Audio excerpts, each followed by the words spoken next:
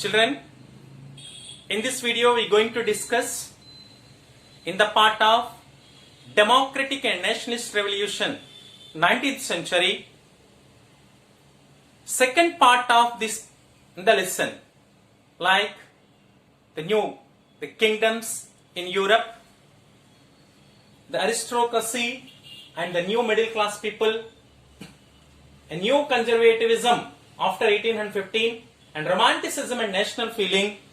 And these four parts we are going to discuss today in this part. First of all, we can see the kingdoms in Europe. The kingdoms in Europe.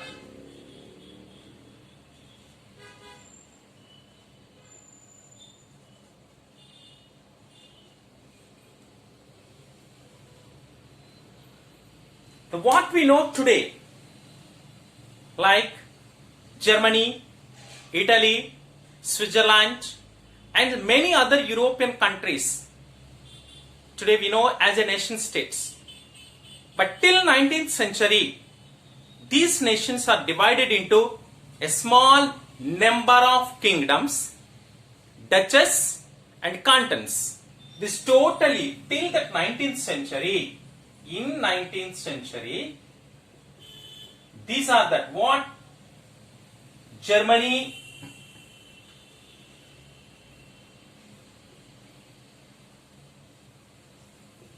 Italy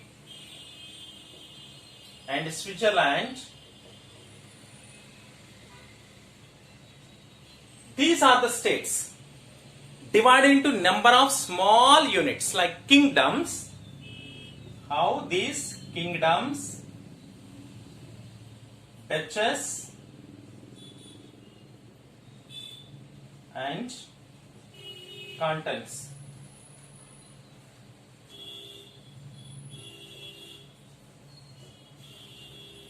Whatever that kingdom or duchies or cantons, all are similar. Each one kingdom or duchies or cantons divided by different king. Those kings are completely independent. They have their own authority. They are autonomously administrated each and every kingdom. There is no common administration point. There is no common identity among these people. Everybody is different.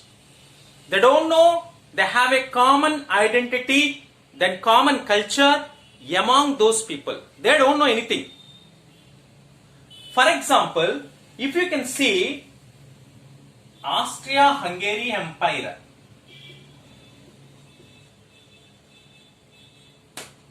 Austria-Hungary Empire.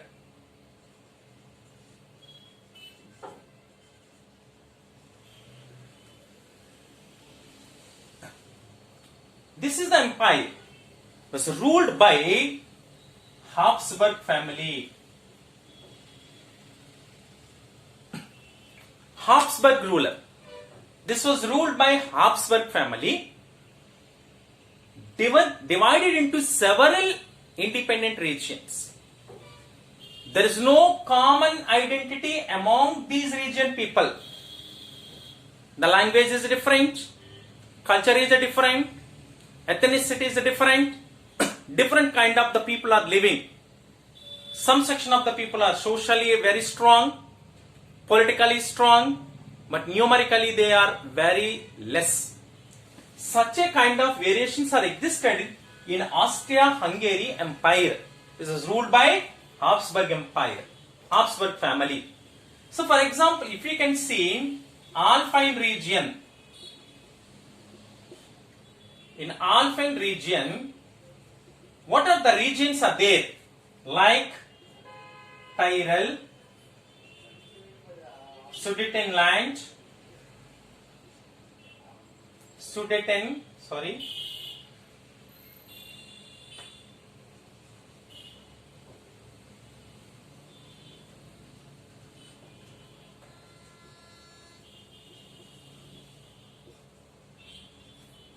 Sudetenland and Bohemia. These regions these regions, the people are the mostly living aristocracy people are dominated here. Aristocracy dominated. Those people spoke German language. Those people they spoke German language in the Alpine region, part of Austria-Hungarian Empire. In the similar manner, if you can take some Italian states also there. Italian states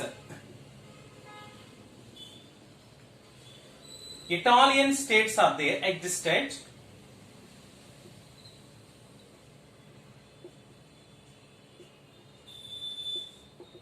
The mostly Lombardy,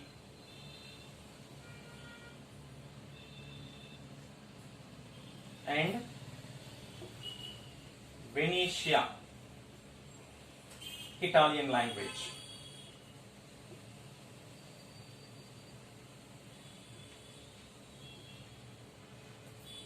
In the Italian states in the part of Austria-Hungarian Empire, Lombardy and Venetia, the people spoke Italian language, whereas in the part of this region only Hungary, in the Hungary region, half of the people spoke Magyar language, and the rest of the half of the people they spoke different dialects. Different dialects they spoke. There is no common identity in a small region which was ruled by these. In a small region of Hungary, number of language spoken people are existed. Their culture is different. In the same, if you move to that in the Galicia region, in this region only, Galicia, there predominantly the people are similar manner, aristocracy only. These people are Polish. That means belongs to the Poland. Their language is the Polish. The people who live in Galicia region, aristocracy people are numerically very less people there, but they are dominated in the society. Those people spoke the Polish.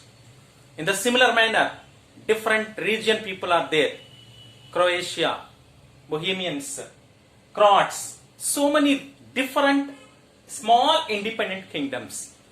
No commonness among these people. No common identity among these people.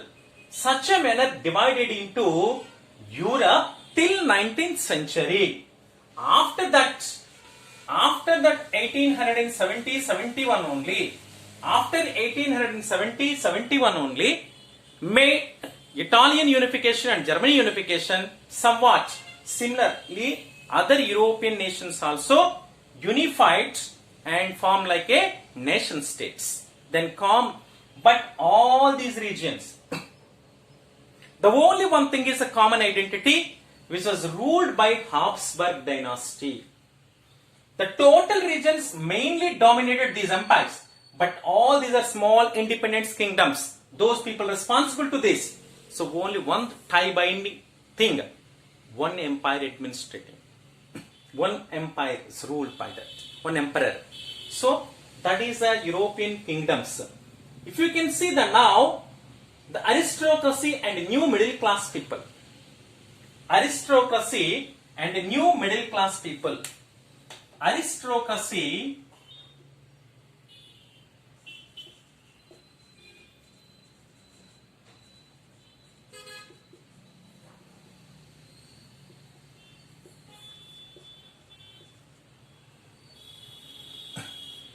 new middle class.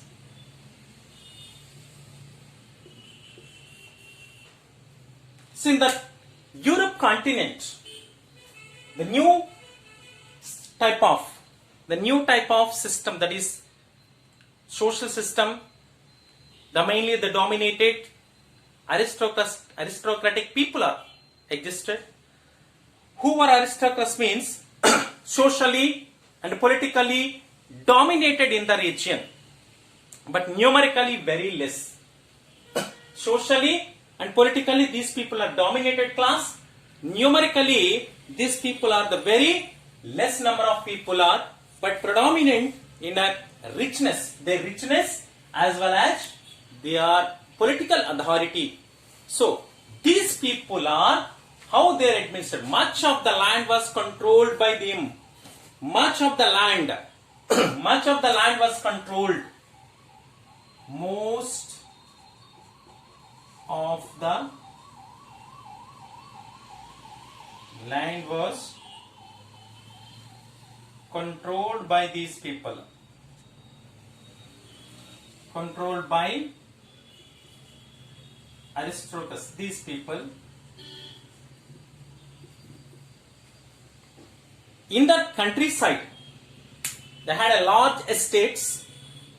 In the urban area also had the very big houses, the very big palaces they had built for their living in the towns and urban areas. They spoke the French language, the purpose of diplomacy. The main language was these people are the main language the French. Whoever living in the aristocracy people across the Europe continent, no matter where they live, whether they are in Germany or Austria or Prussia or Sweden or Denmark, anywhere in the Europe, they spoke the French language only. The aristocratic families are these people. Why these people? Everybody they spoke for a diplomatic purpose.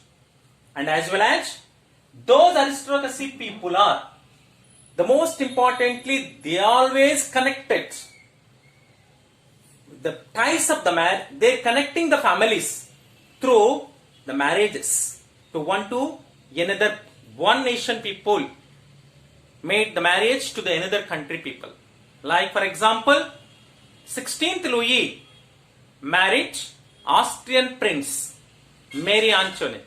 In a similar manner, every European nation aristocratic people lived in their one nation, but they spoke and ties up the binds or ties through the marriages. They continue the good relations to another country.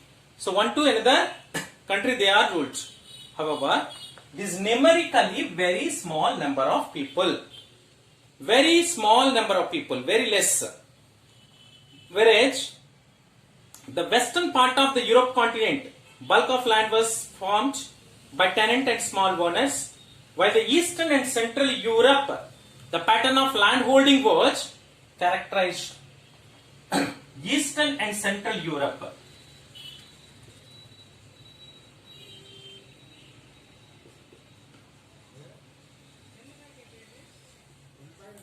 Eastern and Central Europe was controlled by the pattern of land holding was characterized by vast estates, very big estates, vast estates tilled by or cultivated by serfs. Serfs means bonded labor. These people had to do work forever for their masters only. Without the permission of their masters, they should not leave, they should not migrate from the work land to any other place. These people are bound to their master only. That is serfdom. The western part of Europe was, when compared to this is only eastern and central part of Europe. Western part of Europe was industrialized, industrially developed this region. Western part. In the 17th and 18th century only industrial revolution occurred there. Mainly the cotton textile industries developed. Most of that, once the industries develop, different type of communities develop, like industrialists and work business class people are developed. Trade and commerce they conducted. What they produced in industry they are transferred to another region. In such a manner, they accumulated much of the wealth and new kind of classes is developed. Those are business class people. Through the trade and commerce, they earn much money. Whereas in Central and Eastern Europe, completely land owing families only. So because of this, the classes automatically developed in the urban area, like similar to the rural area. That who are that dominated politically, socially, very less number of people, but who the people are more, those are fully, completely banded labor, full of poorness. The completely poor people, they have to bound for this region people only. But finally, after that, 1815, after the Napoleon Bonaparte defeated, serfdom was defeated, feudalism was abolished, then somewhat the people are developed when compared to the previous position in some areas only. That is that important aristocracy and the new middle class people. And after that, the new conservatism after 1815. New conservatism after 1815.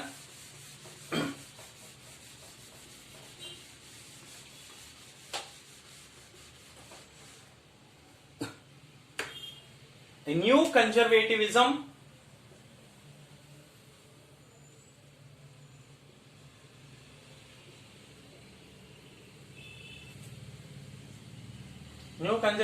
after 1815. After Napoleon Bonaparte defeated in the Battle of Waterloo by a fourth coalition, that means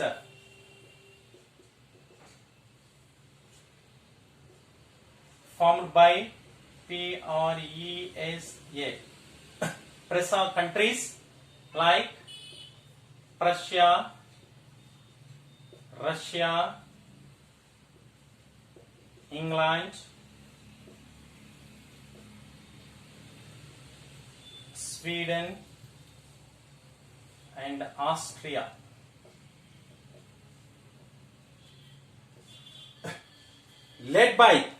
This was led by Austrian Chancellor Duke Metternich. After the fourth coalition, found by these nations, and they commonly defeated Napoleon Bonaparte in the Battle of Waterloo, then they host the meeting to redrawn of the Europe map. They redrawn the map of Europe. They conveyed the meeting in 1815, that is Congress of Vienna.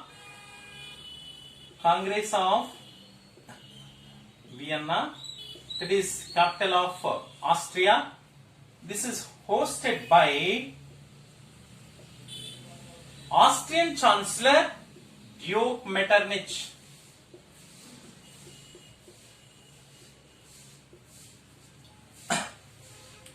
Austrian Chancellor Duke Metternich is convener of this Congress of Vienna.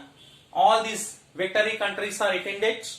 The main aim is to redraw the map of Europe, as well as they want to hold and restore the conservatism. What is meant by conservatism? The people who strongly believe the old traditions and customs. The people who strongly believe the old traditions and customs is called conservatism. Means what kind of situation is existed before the Napoleon Bonaparte administration, similar kind of conditions they want to continue. Means autocratic administration, feudalism, they want to continue, and social hierarchy. Means that social hierarchy means high community to low community. The topmost priority they want to give for high community. They want to provide a special privileges to the high community people.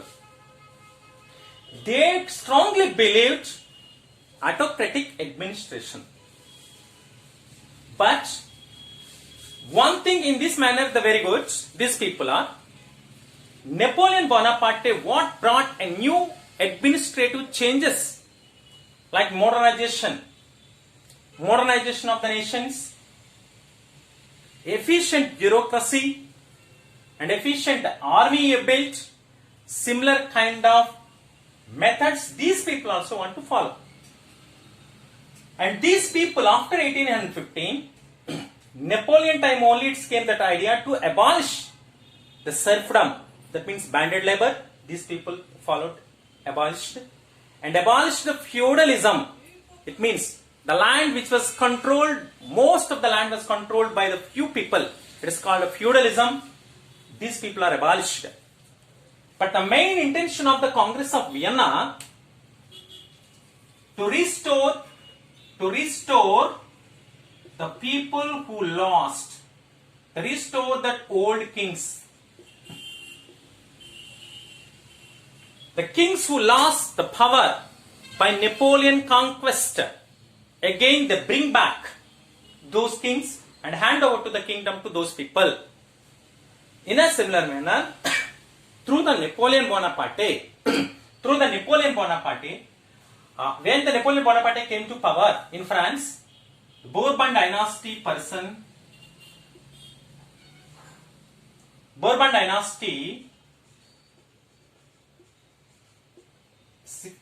18th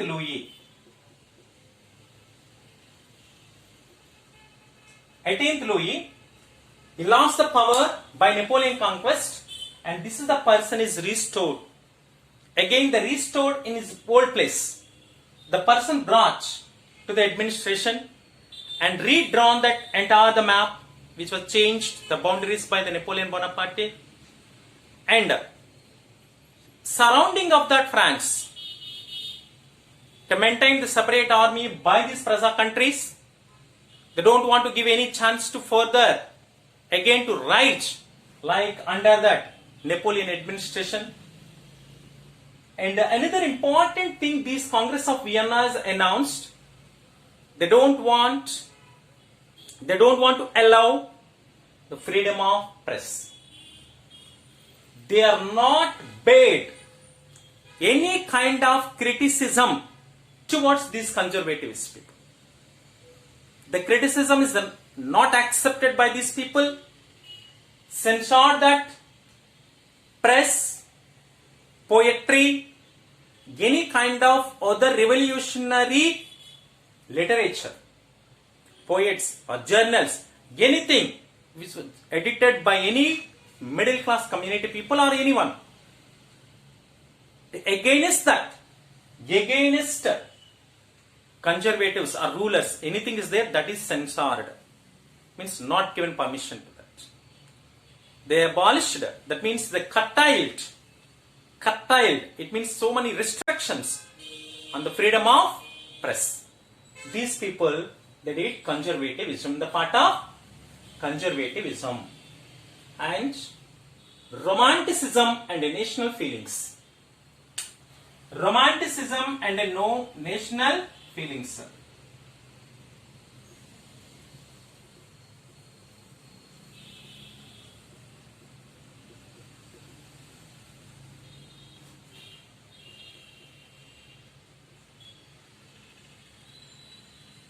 Romanticism and national feeling.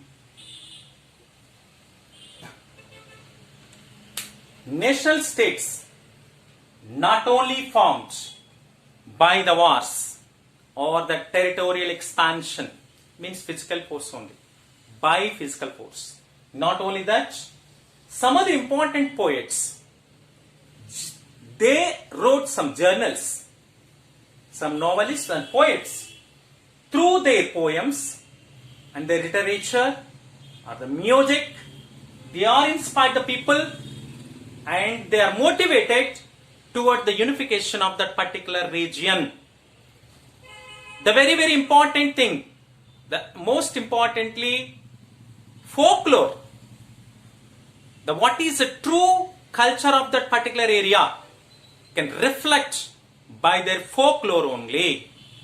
For example, if you can take the Telangana agitation, the demanded separate state.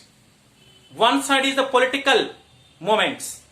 Another side, all these people who are that poets and singers, dramatists, the number of activities done entire their agitation period. Through that only, they try to explain what are the conditions, what are the difficulties they are facing by their opponent rulers. So, what is the necessity to demand that separate state Telangana people are displaced, demonstrated? Similar manner, through the poems and folklore, the folklore only really explained what is the culture of the particular area. So they collected, and people also can easily understand the folklore only. The particular area people very easily came to understand that what is Germany, what is Italy, or what is any kind of any region. They want some common identity developed through the folklore only, through the songs and poems and the literature. So these people tried to create the nationalist feelings through the poems and songs. Some of these people, those are called romanticism. Romantic feeling, it means through that poems, songs, the literature, and they are conducted dramas. Through that they create a sense of collective identity among the people. These people also played a very, very important role in the part of unification of that different nations like Germany or France, these regions. This is in the part of democratic and nationalist revolutions in 19th century. We'll continue the next. Some part is left, hunger and hardship, and 1830-48 revolutions, somewhat the women, what the coming video we can continue that.